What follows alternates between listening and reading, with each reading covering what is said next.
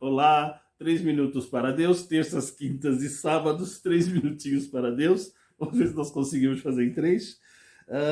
Vamos meditar aqui em Eclesiastes capítulo 9, versículo 2, que diz assim: tudo sucede igualmente a todos. O mesmo sucede ao justo e ao ímpio. Já comentamos aqui essa semana que muitos irmãos se escandalizam com o livro de Eclesiastes, né? E dizem que é um absurdo as coisas que Salomão disse nesse livro, né? No versículo 11 ele ainda diz assim: o tempo e o imprevisto sobrevêm a todos. O mesmo sucede a todos debaixo do sol, tanto ao justo quanto ao injusto. Muita gente diz, imagina, esse cara estava bêbado quando escreveu esse livro. Eu vejo ministros do evangelho dizer isso, que Eclesiastes não tem lógica esse livro. Mas não é que não tem lógica. É que o apóstolo Paulo diz assim, em 1 Coríntios capítulo 3, a vós, irmãos, não vos pude falar como a homens, mas sim como a criancinhas. E não pude vos dar alimento sólido, senão leite. Então, quando o cristão não tem maturidade espiritual, ele não tem condição de ouvir pregações como essa do livro de Eclesiastes. Não é que Salomão estava maluco, não, né? É que o ouvinte não tem maturidade para ouvir essas coisas. O mesmo sucede a todos, ao justo e ao injusto. Você fala, mas imagina, isso não pode. Se eu sirvo a Deus é só bater palminha, cantar aleluia, né? Receber confete, né? É fácil você ver que o livro de Eclesiastes está falando a verdade. Você acha que a Covid matou só incrédulo? Você acha que a Covid matou só bandido? Você acha que a Covid não matou milhões de cristãos honestos, fiéis e trabalhadores, na verdade? Você acha que assalto acontece só com quem está em pecado? Você acha que pessoas que estão santificadas e consagradas não são assaltadas, não são atropeladas? O tempo imprevisto sobrevém a todos, mas nem todos têm maturidade para ouvir uma pregação como essa, né? Porque a pessoa pensa assim, falência, desemprego, você acha que isso acontece só com desonestos? Acontece com todo mundo, acontece com todo mundo. Só que nem todos têm maturidade para ouvir uma pregação como essa. E aí você diz assim para mim, mas se eu vou servir a Deus, fazer tudo certo, e depois pode acontecer coisa errada comigo, então que vantagem que tem? Para quê? Por que eu vou servir a Deus se é dessa maneira?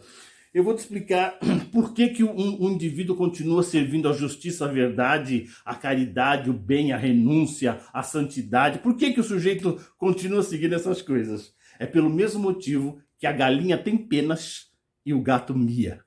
Porque ele nasceu desse jeito, entendeu? A galinha nasceu galinha, então ela vai ter pena. O gato nasceu gato, então ele vai miar. E o homem que é nascido de novo, o homem que nasce na presença de Deus e conhece o bem de Deus, assim como a galinha não pode evitar de ter penas e o gato não pode evitar de miar, o homem que ama a justiça vai continuar sendo justo, aconteça o que acontecer. Muito bem, Jó diz lá em Jó 2,10, né? Porque receberíamos somente o bem de Deus e não o mal, não é verdade? Abacuque disse em Abacuque 3,17, ainda que a figueira não floresça, não haja frutos na vide, o produto da oliveira minta e não haja vacas nos currais, ainda assim eu glorificarei ao meu Senhor. Não tem jeito. Se eu nasci galinha, eu vou ter pena. Se eu nasci gato, eu vou miar. E se eu conheci a Deus e amei a Deus, eu vou servi-lo em qualquer circunstância, né? Jesus disse lá em João 16:10, vós na verdade chorareis e vos lamentareis, o mundo se alegrará, vós tristes estareis, na verdade? E o cristão, mesmo sabendo disso, continua servindo e correndo atrás de Jesus, né? Muito bem. Em Lucas 24:7, Jesus dizia, importa que o Filho do Homem seja preso e açoitado pelos pecadores, né? Pedro disse, mas que loucura, imagina, isso não vai acontecer contigo, quer dizer, Pedro ainda não tinha maturidade de um adulto em Cristo e estava falando como uma criancinha, conforme o apóstolo Paulo falou em 1 Coríntios capítulo 3, né? Muito bem. Em Atos 5:41, os apóstolos saem da cadeia e tomam uma surra porque insistiu em pregar o evangelho. E eles saíram na rua dando graças a Deus porque eles foram dignos de apanhar por causa do evangelho do Cristo, não é verdade? Lá no Velho Testamento, na fornalha de fogo ardente, isso está registrado lá em Daniel 3:18, quando o rei Nabucodonosor lá interroga Mesaque e Sadraque e diz, eles respondem para o rei, né? O nosso Deus nos livrará da fornalha e da tua mão.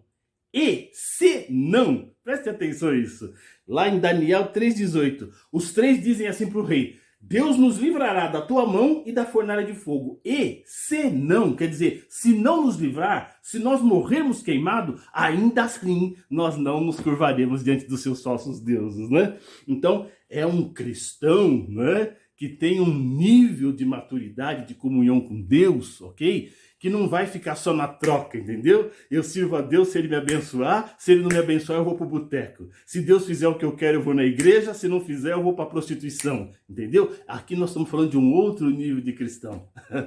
Que assim como o gato mia, o cachorro late, porque nasceu desse jeito, quem nasceu para amar Deus vai continuar amando a Deus em qualquer que seja a circunstância. Eclesiastes é um dos melhores livros da Bíblia.